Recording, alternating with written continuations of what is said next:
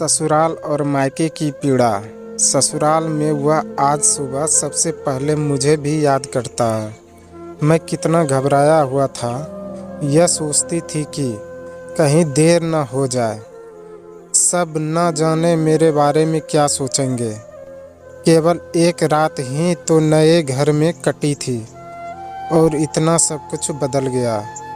जैसे आसमान में उड़ती चिड़िया को किसी मोती का लालच देकर रिकॉर्ड कर लिया हो।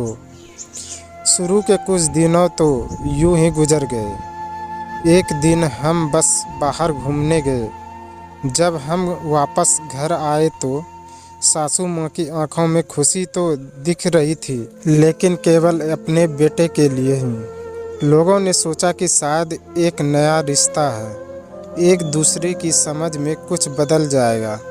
लेकिन समय ने एहसास ही कर दिया कि मैं यहाँ बहू हूँ, इसलिए मैं जैसा चाहूँ वैसा नहीं कर पाऊँगी। कुछ कानून और कुछ मर्यादा है जिसका पालन करना होगा। जैसे धीरे धीरे बात करना, धीरे धीरे हंसना, हर खाने के बाद खाना खाना, ये सब आदतें आप अपनी आ गए। माँ से भी बात कम होने लगी। किसी वजह से मुझे पीहर की याद आने लगी। ससुराल में पूछे जाने पर कहा गया कि अभी कुछ दिन बाद नहीं जाना है। जिस पति ने शादी के समय कहा था कि तुम्हारी बेटी मेरे ही तो है, कभी भी भेजी जा सकती है, वह भी सुर बदल गए। अब धीरे धीरे यह समझ में आ गया था कि शादी किसी बच्चे का खेल नहीं है। इसमें केवल घर नहीं बदलना, पूरी ज़िंदगी बदल जाती है। अब मैं कभी कभी अपना पीहर नहीं खा सकता। यहाँ तक के देखने वालों को भी मुझसे मिलने के लिए पूछने के लिए घेरा है। पीहर में ज़ोर ज़ोर का हंसना, कभी भी कहीं भी चला गया, रसोई में से कुछ भी उठाकर खा लेना, अपनी सहजता का कारण, यह सब याद आ गया।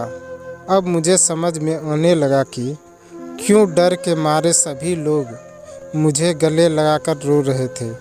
असल में मुझे दूर होने का एहसास उन्हें तो हो रहा था, लेकिन एक और बात थी जो उन्हें अंदर ही अंदर परेशान कर रही थी कि अब जिस सच्चाई में मैं बहुत दिनों तक दूर रहा, वह वास्तव में मेरे सामने आने वाला था। पापा का यह झूठ कि मैं उनकी बेटी नहीं बेटा हूँ, अब और दिन नहीं छुएंगे। जो उनकी सबसे बड़ी चिंता थी कि अब उनका बेटा सास कभी भी बेटी होने का एहसास नहीं होता था। जीवन का इतना बड़ा सच सामने आने वाला था। वही माँ को भी चिंता सता रही थी कि उनकी बेटी अभी तक कोई एक काम भी नहीं करती थी।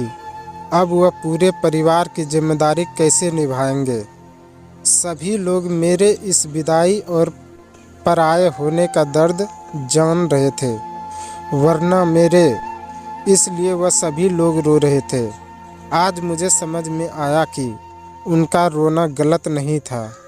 यह हमारे समाज का नियम ही है कि एक बार बेटी डोली में विदा हो गई तो वह घर के लिए केवल मेहमान बनकर रह जाती है।